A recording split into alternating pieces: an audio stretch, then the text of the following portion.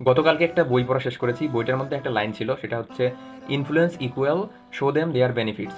অর্থাৎ আপনি মানুষকে ইনফ্লুয়েন্স কখন করতে পারবেন?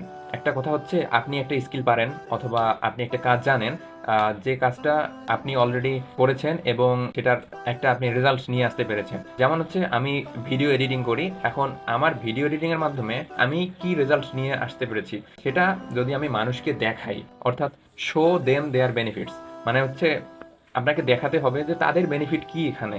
আমি ভিডিও এডিটিং করে যে রেজাল্টটা নিয়ে এসেছি সেটা যদি আমি আরেকজনকে দেখাতে পারি এবং বোঝাতে পারি যে এই হচ্ছে আমার কাজ, এই হচ্ছে তার রেজাল্ট, তখন আরেকজন মানুষ চিন্তা করবে তাদের বেনিফিটটা। যেমন কোনো বিজনেসম্যান হতে পারে অথবা কন্টেন্ট ক্রিয়েটর হতে পারে, যাদের হচ্ছে মানুষের কাছে পৌঁছানো প্রয়োজন, এবং তারা কি করবে, তারা তাদের কন্টেন্টটা সুন্দর করে এডিট করায় নেবে যাতে করে কন্টেন্টের মধ্যে রিটেনশন বেশি থাকে এবং সেখানে বেশি পরিমাণে ভিউজ নিয়ে আসা যায়।